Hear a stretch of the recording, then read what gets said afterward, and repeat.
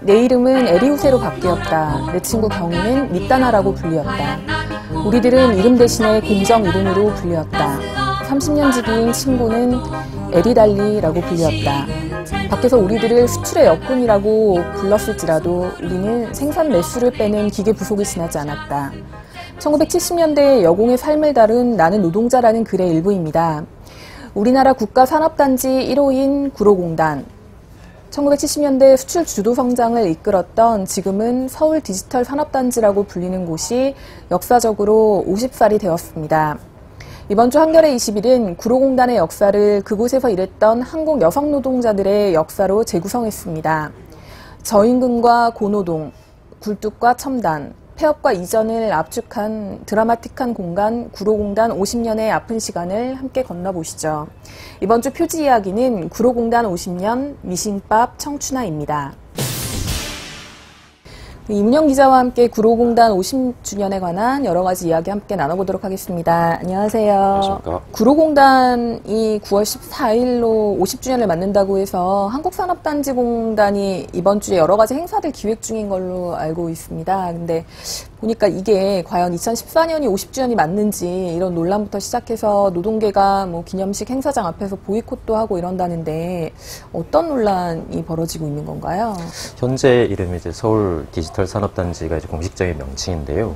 구로공단이 이제 한국의 경제사적 의미가 있는 부분들이 국가가 주도적으로 조성한 1호 수출 공단이라는 의미가 있는데 이제 이것을 만들기 위해서 정부가 이제 근거법을 제정한 게 1964년 9월 14일입니다. 네, 그때 이제 그 한국수출산업공단개발조성법이라는 걸 이제 만들게 되고 그 근거에 따라서 이제 구로공단을 조성하게 되는데요. 정부나 자치단체에서는 이 9월 14일을 기준으로 50주년 행사를 치르게 됩니다. 1974년에 상징적으로 수출의 연상이라는 걸 만들게 되는데요.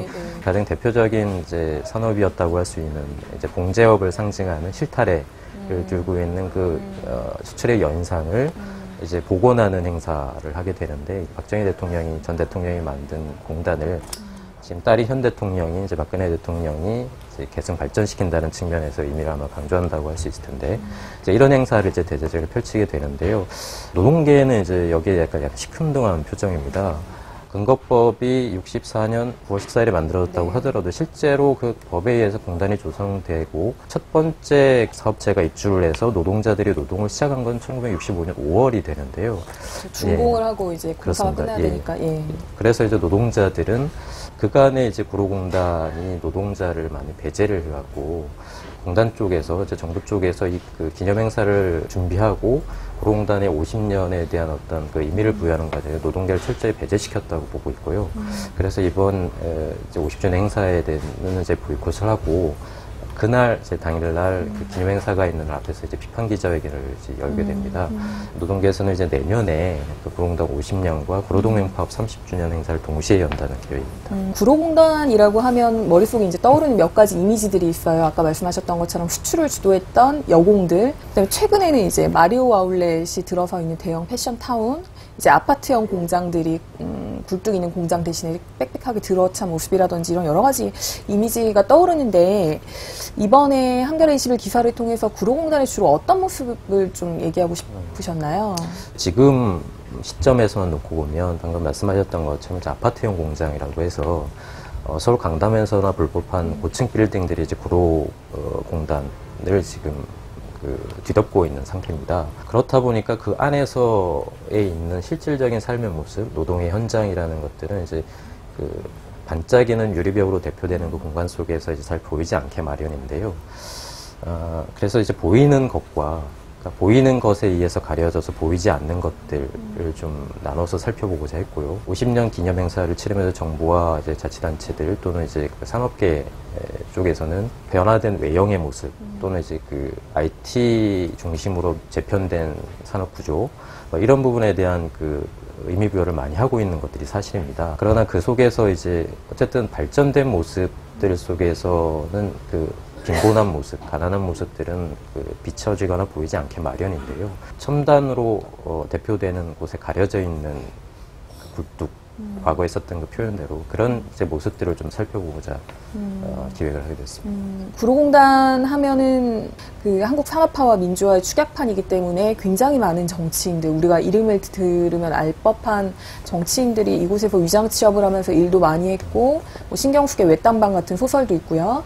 굉장히 유명한 여러 가지 에피소드들도 많이 있던데, 이번 50주년 앞두고도 구로공단 역사기념사업회에서 52인을 인터뷰한 책을 사실 묶어냈는데, 구로공단에서 쥐벨리라는, 네. 여기에 50번째가 빈 공간으로 남아있어요. 아무도 네. 인터뷰하지 않았는데 50번째는 여러분의 몫입니다. 그래서 빈 공간으로 비워놨다고 하는데, 기사를 읽어보면 그 기룡전자의 김소연 분회장한테 인터뷰 제안이 들어왔었다는 얘기가 있어요. 그리고 그 실제로 메인 기사를 쓰실 때도 기룡전자라는 사업장을 거쳐갔던 혹은 관계에 있었던 사람들 이제 10명의 이야기로 채워져 있는데, 그 기룡전자라는 곳이 구로공단에서 차지하는 독특한 위치가 어떤 거여서 그렇게 접근하셨는지 궁금하거든요. 많이 알려진 바대로 이제 기룡전자는 2000년대 중반 이후부터 현재까지 특히 이제 비정규직 노동자들의 노동 현실을 가장 극명하게 보여주는 사업장, 노동 현장으로 좀 알려져 있죠.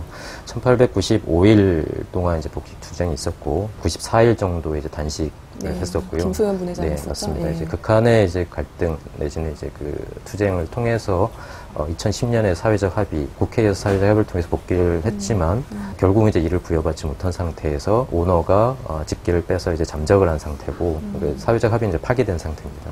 기룡전자는 1966년에 이단지 쪽에서 그 헤어차일드 세미코 주식회사라는 이름으로 이제 설립을 하게 됩니다. 굉장히 오래된 기업이네요. 그렇습니다. 나름. 이게 물론 이제 기룡전자의 이름을 갖게 된 건 1990년인데요.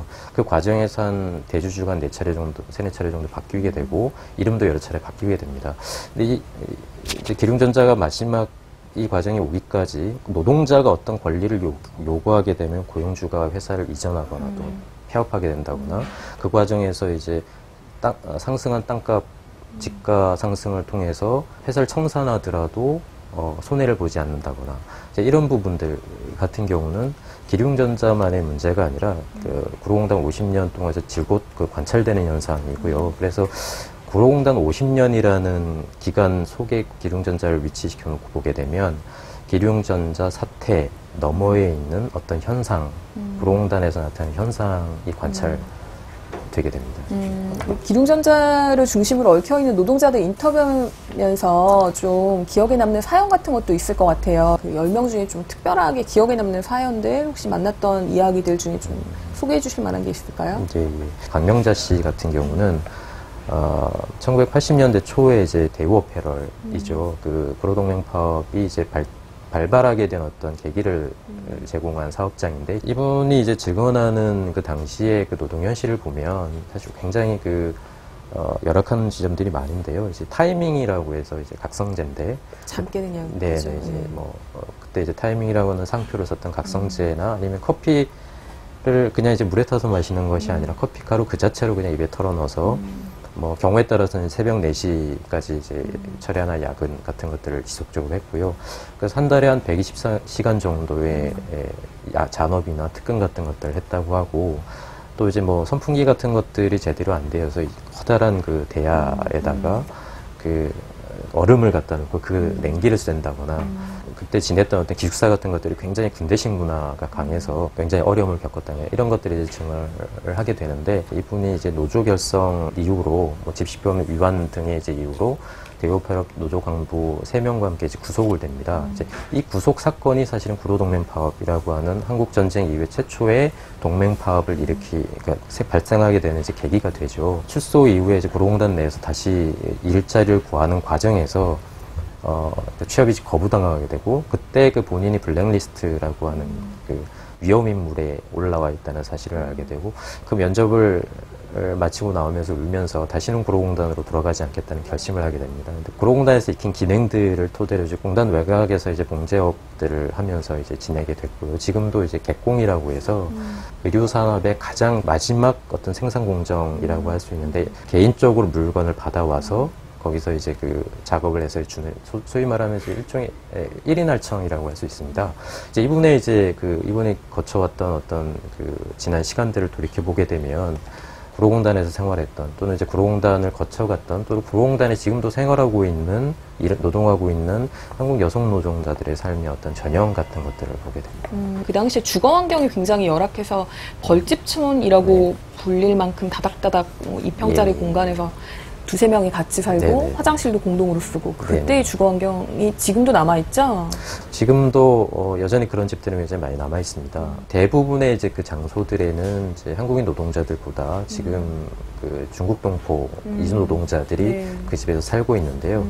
뭐 한 2층에 한 건물에 한 11개에서 뭐 13개 정도의 이제 창문이 있는 건물들이 있는데 보면 그 창문마다 하나씩의 방이 있다고 보시면 됩니다. 그러니까 뭐 옆집이라고 하지만 이제 옆방이 되는 그런 경우들도 거기도 있고요. 예전처럼 공동 화장실을 그러면 쓰게 되나요? 예, 조금 더 이제 임대료가 높은 뭐 그런 경우는 이제 방마다 화장실이 하나 딸려 있는 경우도 있는데 그런 경우는 조금 더 가격이 비싼 걸로 이렇게 이야기됩니다. 만나신 분들 중에 IT 노동자 젊은 분도 계셨던 것 같은데 그분은 지금 현재의 노동 여건에 대해서 뭐라고 얘기하시던가요? 구로공단의 IT는 삼성이나 LG 같은 대기업의 하청 형태를 주로 띠고 있습니다. 그러다 보니까 이제 독자적인 소프트웨어 개발 일정이라든가 본인들의 어떤 소프트웨어 논리라고 할 수 있는 이제 그런 부분보다는 대기업이 요구하는 일정과 그 논리에 그대로 이제 갖다 맞춰야 되는 경우들이 생기고 그러다 보니까 굉장히 장시간의 이제 노동 강도라든가 프로젝트 끝나게 되면 바로 다음 프로젝트로 쉼없이 이제 연결되는 과정에서 이직률이 굉장히 높고요. 뭐 2년 정도는 이제 보통 3년 정도는 많이 했다라고 하고 5년 정도 하면 그 정도면 미쳤다라는 그런 말들도 업계에서 회자된다고 합니다. 그래서 구로공단의 이제 IT 노동자들은 어떤 이제 개인의 역량을 업그레이드 시킨다거나 이제 이런 부분에서 굉장히 이제 회의적인 이야기를 많이 들었고요. 본인들의 이제 IT 노가다라고 표현을 한다거나 구로공단 IT 업계가 이제 IT 막장이다라고 표현하는 분들도 있었습니다. 대기업들이 이제 특정 프로젝트를 진행하는 과정에서 구로공단 내에, 디지털 산업단지 내에 특정 공간을 이제 임대를 하고 그 안에 그 프로젝트와 관계된 1차, 2차, 3차 개발자들을 다 한꺼번에 이제 모아놓고 일을 하게 된다고 하는데요. 하청업체들이 다 파견을 보내는 형태가 되니까 그 원청의 이제 지시를 받게 되니까 하청업체들이 사실 불법 파견업체가 되는 그런 형국이기도 하고요. 그 과정에서 이제 뭐 IT 보도방이라고 하는 개발자들의 그 경력을 이렇게 이제 약간 뻥튀기 하는 네. 그런 부분들도 성행한다고 하고요. 서울 디지털 산업단지에서 일을 하고 있는 IT 개발자들은 상당히 이제 본인들의 일에 대해서 또 자부심도 물론 있겠지만 일하는 노동 환경과 관련해서는 좀 자괴감을 많이 표하곤 합니다. 그 말씀하신 노동 환경뿐만 아니라 지금 박근혜 정부 들어와서 서울 디지털 산업단지를 어떻게 새롭게 만들어갈 것이냐 하는 뭐 2차 구조고도화 계획이라는 것이 지금 시행되고 있는데 내용을 보면 기존의 이제 아파트형 공장들뿐만 아니라 그 내부에 뭐 호텔이라든지 문화시설이라든지 이런 걸 건립을 하고 뭐 창조경제 타운으로 구로공단 한번 다시 재배치하겠다라는 내용들이 주인 것 같아요. 그러니까 구로공단이 그 과거에 이제 그 산업 구조의 형태에서 IT형 또는 뭐 이제 이런 형태로 이제 바꾸는 과정이 이제 1차 구조 고도화 계획이라는 게 1997년 김영삼 정부 때 이제 입안에 대해서 추진이 됐죠. 그 이후에 이제 지난해 2013년부터 박근혜 정부 들어서 이제 2차 구조 고도화 계획을 이제 추진하고 있는데 그 핵심 중에 하나가 이제 좀 전에 말씀하셨던 것처럼 그 안에 이제 그 노동자들의 주거 환경 개선이라는 명목으로 오피스텔이나 호텔들을 만들게 되는데 이 부분에 대해서 노동계가 굉장히 반발이 많습니다. 아파트형 공장이 이제 만들어진 이후에 상당히 이제 부동산업이 활발해졌는데 그래서 당시에 이제 제조업을 하는 공장들이 이전 폐업을 하면서 오히려 그 건설업으로 전환을 하거나 아파트형 공장을 본인들이 세워서 임대업까지 이제 겸하는 경우, 뭐 이런 경우들이 이제 발생을 하는데, 그래서 노동자들한테는 이제 훨씬 어려운 이제 땅값 상승만 불러왔다라는 이제 비판들이 있습니다. 2차 구조 고도화 계획이 그 부분을 훨씬 더 심화시킬 거라는 우려들을 하고 있고요. 그 50주년 기념 행사 때는 이런 부분을 비판하는 그 기자회견을 지금 계획하고 있습니다. 말씀하신 기념식의 기자회견이라든지 박근혜 대통령의 모습이라든지 이런 것도 기사를 통해서 한번 다시 확인할 수 있을 것 같네요. 오늘 좋은 말씀 고맙습니다. 고맙습니다.